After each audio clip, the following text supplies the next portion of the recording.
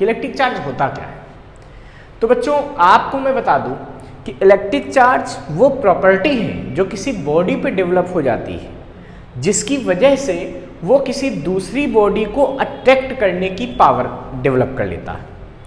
ठीक है, तो है क्या कि मेन वो कह सकते हैं कि इलेक्ट्रिक चार्ज जब किसी बॉडी पर डेवलप हो जाता है तो वो दूसरी बॉडी पे एक इलेक्ट्रिक फोर्स लगा सकती है। ठीक है, चार्ज डेवलप करने का जो बेसिक फंडा है वो क्या है, इलेक्ट्रॉनों का ट्रांसफर करना। अभी हम बहुत डीप चर्चा करेंगे इस पे। तो चार्ज को बेसिकली आपने देखा होगा, घर में भी आपने एग्जांपल के तौर पर ऐसे डेवलप किया होगा। क्या किया होगा, आपने कोई पेन लिया होगा, ऐसे हेयर्स में रब किया होगा।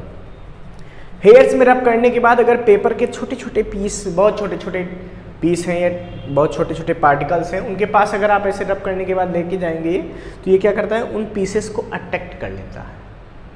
क्यों अट्रैक्ट करने लगा, पहले तो अट्रैक्ट नहीं कर रहा था, नॉर्मल पेन ऐसे लेके जाओ कोई अट्रैक्शन नहीं, बट रब करने के बाद लेकर जाओ अट्रैक्शन होने लगा, छोटे छोटे पार्टिकल्स को अट्रैक्ट कर रहा। क्यों, क्योंकि इसमें चार्ज आ गया है। ठीक है, तो चार्ज बेसिकली क्यों डेवलप होता है, due to transfer of electron. ठीक है, ट्रांसफर ऑफ इलेक्ट्रॉन। अब बच्चों इलेक्ट्रॉन, प्रोटॉन, न्यूट्रॉन, इन सब के बारे में तो आपको पता होगा कि ये फंडामेंटल पार्टिकल्स हैं। पता है ना कि सारे जो सब्सटेंस हैं, जो सारा सब्सटेंस, कोई भी सब्सटेंस, चाहे पेन है, चाहे बोर्ड है, चाहे मार्कर है, चाहे इंक है, या कुछ भी सब्सटेंस है। ठीक है, और उन सब्सटेंस का जो एटम है, सब्सटेंस किससे मिल बने हैं, एटम से, और एटम्स के सेंटर पे न्यूक्लियस होता है, जिसको हम लोग, जिसके अंदर क्या होते हैं, न्यूट्रॉन होते हैं, प्रोटॉन होते हैं, और इलेक्ट्रॉन इसके चारों तरफ चक्कर लगाते हैं। ये फंडामेंटल पार्टिकल्स हैं, न्यूट्रॉन, प्रोटॉन और इलेक्ट्रॉन। ठीक है, आपको पता होना चाहिए बेसिकली हर बॉडी क्या है, न्यूट्रल है। नॉर्मली हर चीज क्या है, न्यूट्रल है, हर एटम न्यूट्रल है बेसिकली। क्यों, क्योंकि किसी भी एटम में जितने प्रोटॉन होते हैं, ठीक है, उतने ही उसके चारों तरफ इलेक्ट्रॉन चक्कर लगाते हैं। जितने प्रोटॉन उतने इलेक्ट्रॉन, अगर 4 प्रोटॉन हैं तो 4 इलेक्ट्रॉन। और एक इलेक्ट्रॉन पे चार्ज कितना होता है, तो एक इलेक्ट्रॉन पे निगेटिव चार्ज होता है 1.6 इंटू 10⁻⁻19 कूलम का। और एक प्रोटॉन पे कितना चार्ज होता है, ये होता है प्लस 1.6 इंटू 10⁻⁻19 कूलम। अच्छा, तो इसका मतलब ये हुआ कि जितना प्रोटॉन पे पॉजिटिव चार्ज है उतना ही एक इलेक्ट्रॉन पे निगेटिव चार्ज है। तो अगर किसी बॉडी में जितने प्रोटॉन हैं, अगर उसमें उतने ही इलेक्ट्रॉन हो गए तो नेट चार्ज कितना हो गया, 0। क्यों, जितना पॉजिटिव उतना ही निगेटिव, जितना प्रोटॉन उतना ही इलेक्ट्रॉन, तो नेट चार्ज कितना हो जाएगा, 0। तो ध्यान रखेंगे, नॉर्मल किसी एटम का, किसी सब्सटेंस का, सबका नेट चार्ज क्या होता है, 0 होता है। फिर चार्ज डेवलप कैसे होता है, भाई जो इलेक्ट्रॉन है ये क्या है, ये ऑर्बिट में चारों तरफ रिवॉल्व करते रहते हैं।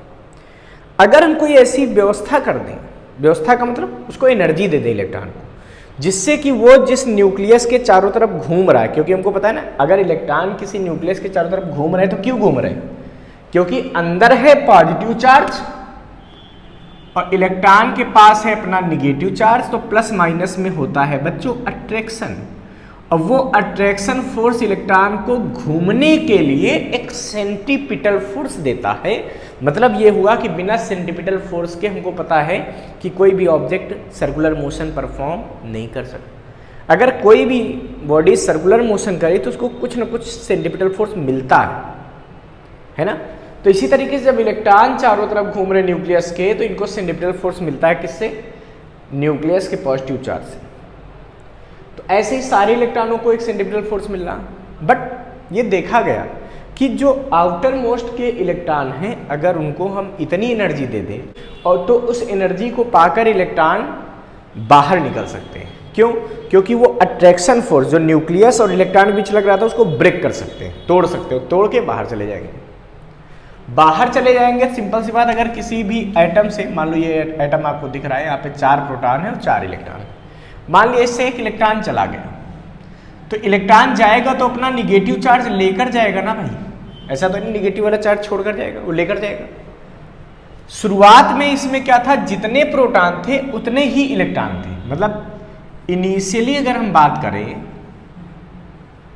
मान लो इसी की बात करते हैं जिसमें 4 प्रोटॉन थे, तो 4 प्रोटॉन और प्लस 4 इलेक्ट्रॉन थे, तो नेट चार्ज कितना था, ये कितना होगा 4 इंटू प्रोटॉन का चार्ज, प्रोटॉन का कितना है प्लस है 1.6 इंटू 10 की power minus 19 plus 4 into charge of electron, electron का चार्ज कितना है माइनस 1.6 10 की पावर माइनस 19। ठीक है, ये बच्चों बेसिकली हम किसकी बात कर रहे हैं, हम बेरिलियम की बात कर रहे हैं, है ना 49 बेरिलियम। अब मतलब बेसिक अगर मैं बात करूं इसकी, जो शुरुआत में बात हो रही इनिशियल, तो इनिशियली इसका नेट चार्ज क्या था 0। क्यों, जितना पॉजिटिव देखो प्लस का हो रहा है 6.4 इंटू 10 की पावर माइनस 19 और माइनस का भी हो रहा है, ये हम मल्टीप्लाई करोगे माइनस का हो जाएगा 6.4 इंटू 10 की पावर माइनस 19, यानी कि नेट चार्ज क्या हो गया 0। तो इनिशियली इसमें नेट चार्ज 0 था, बट जैसे ही इसका एक इलेक्ट्रॉन बाहर निकल जाएगा, अब इस पे नेट चार्ज कितना आ जाएगा सोचो, प्लस वाला तो इतना ही रहेगा, माइनस वाला केवल 3 इलेक्ट्रॉनों का बचेगा, एक तो चला गया। तो इसका मतलब इस पे कैसा चार्ज आ जाएगा, तो इस पे पॉजिटिव चार्ज आ जाएगा, है ना, इस पे कैसे चार्ज आ जाएगा पॉजिटिव, क्यों, क्योंकि इलेक्ट्रॉन निकल गए। ठीक है, तो अगर हम एक इलेक्ट्रॉन रिमूव कर दें, तो after removing 1 electron net charge कितना बचेगा बताओ, इसका क्या बचेगा बताओ, ये बचेगा भाई 4, इसमें प्रोटॉन है वो तो ऐसे रहेंगे, क्यों, क्योंकि प्रोटॉन को चेंज किए नहीं, 4 प्रोटॉन का चार्ज प्लस 3 इलेक्ट्रॉन का चार्ज, क्योंकि एक तो चला गया। इसको जब आप सॉल्व करोगे तो क्या निकलेगा बताओ, 4 इंटू प्लस का 1.6 10 की power minus 19 plus 3 into 1.6 into 10 की पावर माइनस 19, वो भी कैसा माइनस का, यानी कि टोटल ही आ जाएगा हमारे पास प्लस का 1.6 10 की पावर माइनस 19 कूलम। इसका मतलब अगर किसी भी एटम से जब एक इलेक्ट्रॉन निकल जाता है तो उस पर एक ही इलेक्ट्रॉन का पॉजिटिव चार्ज डेवलप हो जाता है। ठीक है, और ये इलेक्ट्रॉन अगर यहाँ कोई दूसरा एटम है उसके पास चला जाए तो वो एटम कैसा हो जाएगा, वो निगेटिव चार्ज हो जाएगा। सपोज करो यहाँ क्लोरीन होता तो क्लोरीन इसको कैप्चर कर लेता तुरंत, जब कैप्चर करता तो क्लोरीन कैसा हो जाता, निगेटिव हो जाता। कहने का मतलब ये है कि जो इलेक्ट्रॉनों को देता है वो पॉजिटिव चार्ज हो जाता है, जो इलेक्ट्रॉनों को एक्स्ट्रा इलेक्ट्रॉनों को ले लेता है, कैप्चर कर लेता है, वो कैसा हो जाता है, निगेटिव चार्ज हो जाता है। क्योंकि जनरली हर बॉडी क्या है, न्यूट्रल है, जैसे पेन है न्यूट्रल है, बट अगर इसको कहीं से इलेक्ट्रॉन मिल जाएंगे तो कैसा हो जाएगा, निगेटिव। अगर इसने किसी को इलेक्ट्रॉन दे दिए तो ये कैसा हो जाएगा, पॉजिटिव।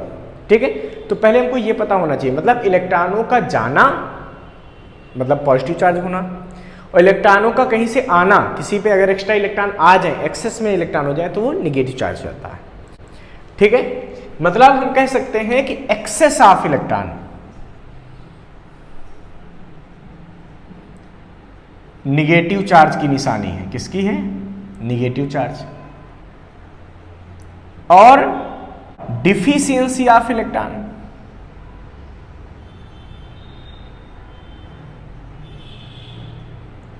ये पॉजिटिव चार्ज बनाते हैं। कैसा चार्ज बनाते हैं, पॉजिटिव चार्ज। तो ये ध्यान रखना चाहिए कि किसी बॉडी पे चार्ज क्यों आता है, अगर उससे कुछ इलेक्ट्रॉन निकल जाते हैं तो बॉडी पॉजिटिव चार्ज हो जाती है, अगर किसी बॉडी पे कुछ इलेक्ट्रॉन आ जाते हैं तो वो निगेटिव चार्ज होती है। ठीक है।